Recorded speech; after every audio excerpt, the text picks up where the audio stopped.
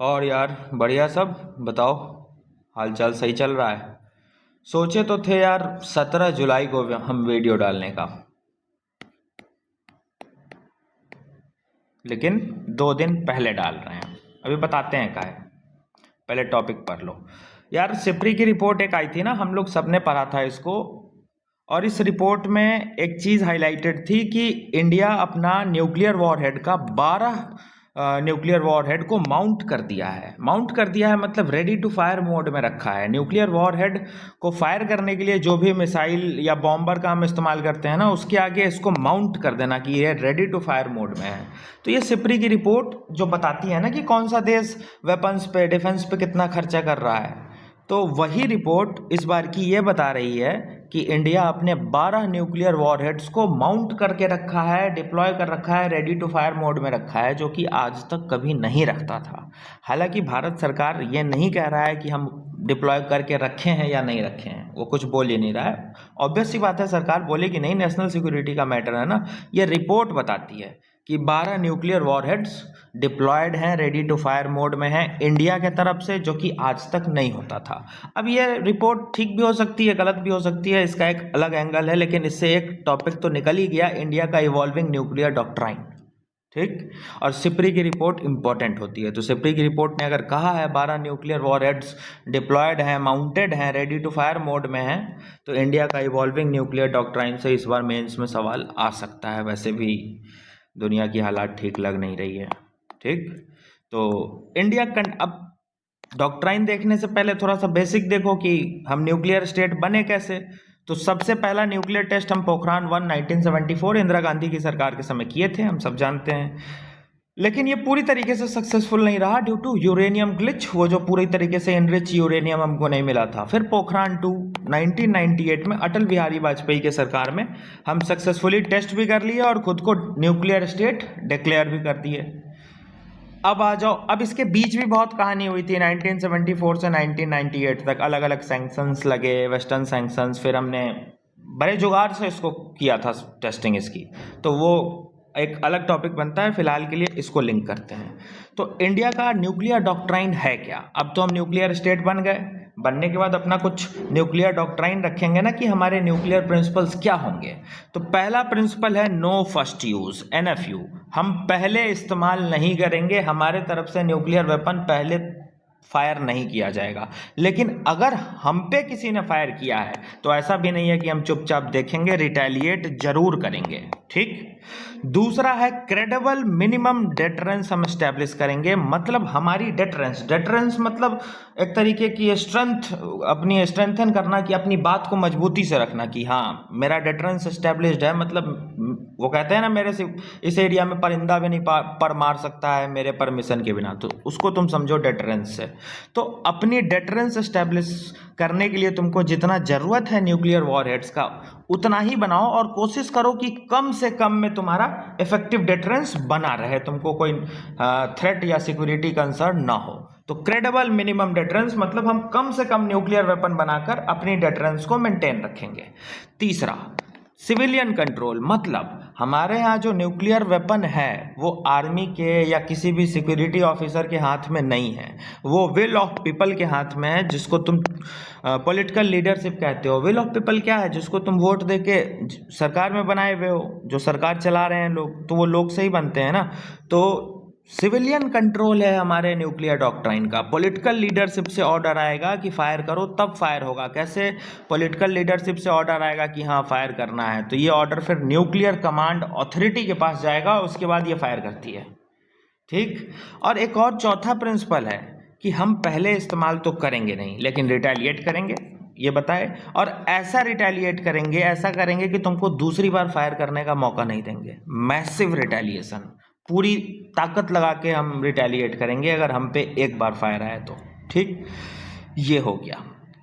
अब आगे देखो, और एक बात ध्यान रखना, ये जितने यूएस और वेस्टर्न नेशन है ना, ये लोग कहते हैं कि जो यूनाइटेड नेशन सिक्योरिटी काउंसिल के P5 मेंबर है ना, जो यूनाइटेड नेशन सिक्योरिटी काउंसिल के P5 मेंबर हैं, जिनके पास वीटो पावर है, बस ये 5 न्यूक्लियर वेपन रखेंगे और बाकी सब लोग अपना डिस्ट्रॉय करो, जिसको तुम बोलते हो डिसआर्म।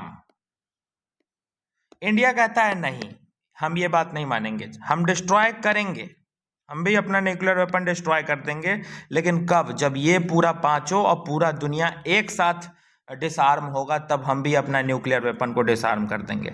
समझ रहे हो इस बात को? तो इंडिया फेयर डिसआर्म को प्रमोट करता है, ऑल्दो हम नॉन प्रोलिफरेशन ट्रीटी को भी मानते हैं, ठीक है। बाकी ये हमारे मेजर अपने न्यूक्लियर प्रिंसिपल हैं: no first use, credible minimum deterrence, civilian control, massive retaliation, ठीक। अब ये जो खबर आ रही है, अगर ये खबर सच है और इंडिया का न्यूक्लियर डॉक्ट्राइन इवॉल्व तो हो रहा है, नो डाउट इवॉल्व हो रहा है, वॉरहेड्स भी इंक्रीज करे हैं इंडिया ने, और इवन माउंट करके रखा है। तो माउंट करके रखा है, अगर रिपोर्ट कह रही हो तो उसके कारण क्या क्या हो सकते हैं? पहला कारण है, चाइना कॉन्टिन्यूसली अपने न्यूक्लियर आर्सेनल को इंक्रीज कर रहा है। चाइना जो कि हमारा एक मेजर दुश्मन है, थ्रेट है, उससे हम वॉर लड़ चुके हैं, और वो भी न्यूक्लियर वेपन वाला कंट्री है, और वो अपने इस न्यूक्लियर आर्सेनल को कॉन्टिन्यूसली इंक्रीज कर रहा है। हम कहते हैं ना कि हम क्रेडिबल मिनिमम डेटरेंस रखेंगे, मतलब जितने में इफेक्टिव डेटरेंस हो जाए उससे ज़्यादा मैन्युफैक्चरिंग नहीं करेंगे न्यूक्लियर वेपन की, नहीं बनाएंगे, लेकिन ये कॉन्टिन्यूसली चाइना एक्सपैंड कर रहा है, हमारे लिए थ्रेट है। तो एक ये कारण है। फिर से इंडिया के लिए ना दो फ्रंट वॉर अभी खुला हुआ है, एक तरफ पाकिस्तान है, दूसरे तरफ बांग्लादेश है। बांग्लादेश में शेख हसीना जा चुकी है, बांग्लादेश से रिश्ते हमारे अच्छे नहीं हैं, ठीक है। तभी तो वेस्ट बंगाल में सरकार गिरा और चिकन नेक तुरंत हमारे पास आ गया, लैंड मिल गई ना आर्मी को, जो कि अभी तक ममता बनर्जी दे नहीं रही थी। अभी नॉर्थ ईस्ट में SIR-3 शुरू हो गया है, तो थोड़ा सा ये लिंक वो कर लिए होंगे। इलेक्शन का कैंपेन अभी हम यहाँ क्यों लाए हैं, जो रोज़ मेरे साथ बैठते हैं, ठीक। तो टू फ्रंट वॉर खुला हुआ है, पाकिस्तान बांग्लादेश दोनों साइड से, और इस वॉर को बैक कौन कर रहा है? US और चाइना। देखो यार, एक बात ध्यान से सुनना, कभी भी बांग्लादेश में प्रोटेस्ट हो, कोई हत्या हो, या कोई भी छोटी मोटी इंसिडेंट हो ना, तो इंडिया में एक बड़ा वो होता है कि अरे डिस्ट्रॉय कर दो बांग्लादेश को, पाकिस्तान को, इंडिया ज़्यादा अटैक क्यों नहीं कर रहा है, क्यों नहीं कर रहा है? उसका कारण है यार, देखो ये है पाकिस्तान, यहीं पे तुम्हारा ये, रुको, यहीं पे तुम्हारा ये बांग्लादेश है ऐसे, ठीक।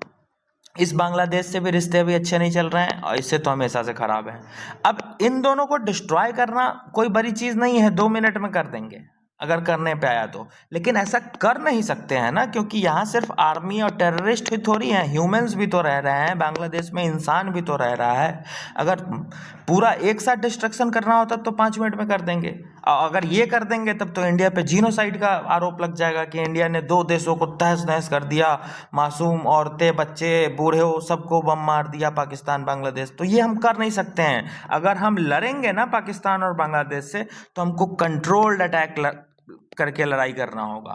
कुछ गोलियां इधर से चलेंगी, कुछ उधर से चलेंगे, कुछ मिसाइल इधर से चलेंगे, कुछ उधर से चलेंगे, क्योंकि इकट्ठे पूरे ह्यूमन को ना डिस्ट्रॉय हम कर सकते हैं ना वो कर सकता है, इंटरनेशनल प्रेशर आ जाएगा। रसिया इसीलिए तो यूक्रेन को नहीं कर पा रहा है। रसिया यूक्रेन वॉर खींच क्यों रहा है? क्योंकि वॉर का डेफिनेशन वो नहीं है तुम जो समझ रहे हो। इंटरनेशनल प्रेशर जीनोसाइड्स का आ जाएगा कि तुम मिसाइल मार दिए, पूरा बांग्लादेश को ख़त्म कर दिए। मतलब बांग्लादेश को ख़त्म करना कोई बड़ी चीज़ नहीं है, लेकिन ख़त्म कर देंगे तो वहाँ औरतें, बच्चे, बूढ़े सब चले जाएंगे ना। और फिर कितनी बदनामी होगी ग्लोबल लेवल पे इंडिया की कि मास जीनोसाइड प्रमोट कर दिया। इसलिए हमको कंट्रोल्ड अटैक करना होगा। इसीलिए रसिया भी इकट्ठे यूक्रेन को मार के ख़त्म नहीं कर सकता है, नहीं तो रसिया को भी 5 मिनट लगेगा ख़त्म करने में। तो हम कंट्रोल्ड वॉर करना होगा हमको, ताकि अपनी डेटरेंस भी बनी रहे और उनको हम काउंटर भी करते रहे, ठीक है। तो कंट्रोल्ड अटैक करने में ना पैसे खर्च होंगे। हर एक गोली जो चलेगी, हर एक ब्रह्मोस मिसाइल जो चलेगा, उसका कीमत होगा, ठीक है। तो जो विकसित भारत 2047 का सपना देख रहे हो ना, 2047 का सपना देख रहे हो, ये 47 का सपना ना वॉर फंडिंग होने लगेगा। इंडिया का पूरा बजट पाकिस्तान और बांग्लादेश से लड़ने में चला जाएगा। अब कहोगे पाकिस्तान और बांग्लादेश के पास पैसे कहाँ से आएंगे लड़ने के लिए? तो भैया यही तो पीछे बैठा है, US और चाइना यही तो चाहता है कि इंडिया पाकिस्तान और बांग्लादेश से ही लड़ता रहे। और ये जो विकसित भारत को लेकर इंडिया इतना आगे बढ़ रहा है, सेल्फ रिलायंट हो रहा है, ग्लोबल लेवल पे इंडिया की वॉइस इतनी स्ट्रांग हो रही है, ये दब जाए। इंडिया का बजट का एक बड़ा हिस्सा वो पाकिस्तान और बांग्लादेश से लड़ाई लड़ के ख़त्म करे, अपने इंटरनल सिक्योरिटी को स्टेबलाइज करने में ख़त्म करते रहे, हमारे हथियार खरीदे। अब देखो ये लड़ाई अगर चलेगा पाकिस्तान और बांग्लादेश से, तो वेस्टर्न का हथियार बिकेगा, अब प्लस वो और चाइना दोनों मिलके बांग्लादेश और पाकिस्तान दोनों को फंड कर देगा। वो तो ऐसे भिखारी है पाकिस्तान और बांग्लादेश, उनके पास बचा कहाँ है जो हथियार खरीद के हमसे लड़ेगा। उनको तो खैरात में मिल जाएगा चाइना यूएस से, और हमारा अपना सपना विकसित भारत का है वो टूटेगा। तो इसके लिए इंडिया कर रहा है, हम इसीलिए ज़्यादा जवाब नहीं देते हैं कि पाकिस्तान और बांग्लादेश से थोड़ी लड़ना है, लड़ाई बड़े लोगों से, और इन बड़े लोगों को ना बड़े बड़े जवाब दिए जा रहे हैं। मलक्का पे दिया गया जवाब, इंडोनेशिया का साभांग पोर्ट दिया गया जवाब, हर दूसरे दिन कोई वेस्टर्न जासूस पकड़ लिया जा रहा है, कभी यूक्रेन के स्पाई मिल रहे हैं, अभी वो जॉर्डन पकड़ा गया है ना अमेरिका का, नेपाल बिहार बॉर्डर पर से। तो कुछ तो चीज़ चल रही है। प्लस इंडिया का पॉलिसी ये फ्रेगमेंटेड जियोपॉलिटिकल जो नेबरहुड है वो देखो ना, कहाँ की सरकार बची है यार। अफगानिस्तान गया हुआ है, म्यांमार अभी स्टेबलाइज हुआ, बांग्लादेश का हाल देख ही रहे हो, नेपाल देख ही रहे हो। हम चारों तरफ से वो वल्नरेबल हैं पड़ोसियों के मामले में, ठीक है। और इसी का फ़ायदा उठा रहा है यूएस और चाइना। ये पाकिस्तान बांग्लादेश नेपाल को ना बफर बनाता है, और इंडिया पे या इंडिया के इंटरनल सिक्योरिटी में डिस्टेबिलिटी लाता है, क्योंकि कुछ भी होगा तो इंडिया को काउंटर करने के लिए पैसे लगाने होंगे। हर एक ब्रह्मोस, हर एक हथियार की कीमत होती है। अगर वॉर में कीमत लगेगा तो इकोनॉमिक ग्रोथ, विकसित भारत का सपना नहीं होगा पूरा, ठीक है। इससे सवाल पूछा भी है ना, चाइना पाकिस्तान बांग्लादेश का ट्राइलैटरल नेक्सस पीएसआईआर में, अभी 4 दिन पहले आंसर राइटिंग किए थे। तो जो साथ में पढ़ रहे हो करंट अफेयर ना, उसको ये सब चीज़ समझ में आएगी। बस तुमको हम इस सारी चीज़ों को न्यूक्लियर डॉक्ट्राइन से लिंक कराए हैं कि अगर ये खबर ठीक है तो ऐसा क्यों हो रहा है, ऐसा इसलिए हो रहा है, ठीक है। चौथा देखो, चौथा इंडिया की अपनी स्ट्रैटेजिक सिग्निफिकेंस है, उसको इंडिया अचीव करेगा ना भाई। इतना पूरा दुनिया जहां देखो वेस्ट एशिया में क्राइसिस मचा हुआ है, रसिया यूक्रेन लड़े जा रहा है, तो वहाँ इंडिया को अपनी डेटरेंस एस्टेब्लिश करने के लिए, हमारा 150 करोड़ का देश है, हमारी अपनी स्टेबिलिटी इंश्योर करने के लिए हमको अपना स्ट्रैटेजिक सिग्निफिकेंस देखना होगा, तो हम उसके लिए कर रहे हैं। 5वां, चाइना को काउंटर करना है इंडियन ओशन रीजन में। चाइना कॉन्टिन्यूसली एक्सपैंड कर रहा है, अभी इवन वो बांग्लादेश का पोर्ट ले लिया डील में। तो चाइना को काउंटर करने के लिए हमको एक ये पॉसिबिलिटी दिख रहा है कि ये चीज़ किया गया हो।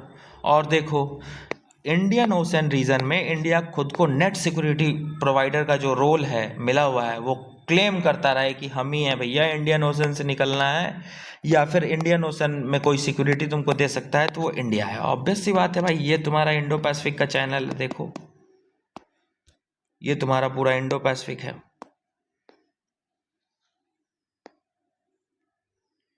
यहीं से तो जाओगे यहाँ, ये आसियान, ये चाइना, यहाँ ताइवान, फिलीपींस, ये सब कंट्रीज़ हैं। फिर यहाँ जापान आता है, यहाँ आगे और बढ़ोगे तो इधर यूएसए है, और यहाँ साइड में ऑस्ट्रेलिया है। और इसी का क्वाड्रिलेटरल 10 बार बताए हैं ना, क्वाड अप्रोच इंडिया का। और ये बीच में चाइना एक्सपेंड कर रहा है यहाँ इस रीजन में, और इसी को कलेक्टिव कहते हैं इंडो पैसिफिक रीजन, ठीक है। तो ये 5-6 कारण हैं जो तुम अगर 10 मार्कर में पूछा तो लिख सकते हो। हालांकि स्ट्रेस वो इस पे देगा, इंडिया के न्यूक्लियर डॉक्ट्राइन पे। 10 मार्कर में ही पूछेगा। हम 250 वर्ड का क्वेश्चन देते हैं, 10 मार्कर तो देते नहीं है, लेकिन ये मोस्टली 10 मार्कर में ही आ सकता है कि इंडिया का न्यूक्लियर डॉक्ट्राइन क्या है, और ये इतना hyper realistic foreign policy India का क्यों दिख रहा है, even in terms of security. तो पीएसआईआर में वो न्यूक्लियर डॉक्ट्राइन से लिंक करके पूछ सकता है। पीएसआईआर ऑप्शनल वालों को पढ़ना है न्यूक्लियर डॉक्ट्राइन, ध्यान से देखना। अब इवन वो लास्ट ईयर 2025 के पीवाईक्यू में पीएसआईआर में भी हाइपर रियलिस्टिक फॉरेन पॉलिसी से पूछा हुआ है। तो this is hyper realistic approach of India. और ये रीजंस क्यों ऐसा इंडिया इतना हाइपर रियलिस्टिक मोड पे जा रहा है, ये जस्टिफाई करता है ये पॉसिबल जो रीज़न तुमको दिख रहे हैं इंडिया के पड़ोसियों में, ठीक है। अब एक और फैक्ट जान लो, तुम्हारा देश जो है, तुम्हारा हमारा हम सब का देश जो है वो न्यूक्लियर ट्रायड है। मतलब हम तीनों जगह, जल थल वायु हवा आसमान, सब से न्यूक्लियर लॉन्च कर सकते हैं। ज़मीन से करना हो बैलिस्टिक मिसाइल अग्नि सीरीज की है, कर सकते हैं।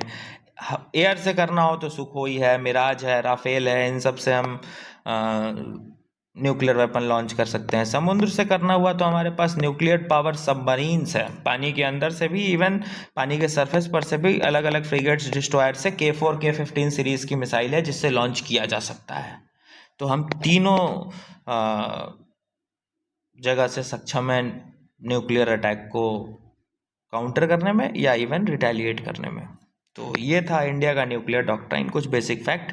और अगर ये सिप्री की रिपोर्ट जो कह रही है कि ठीक है कि 12 न्यूक्लियर वॉरहेड्स डिप्लॉय किए हैं इंडिया ने, तो ऐसा करने के पीछे कारण क्या है? तो कारण यार दोस्त ये है, सॉरी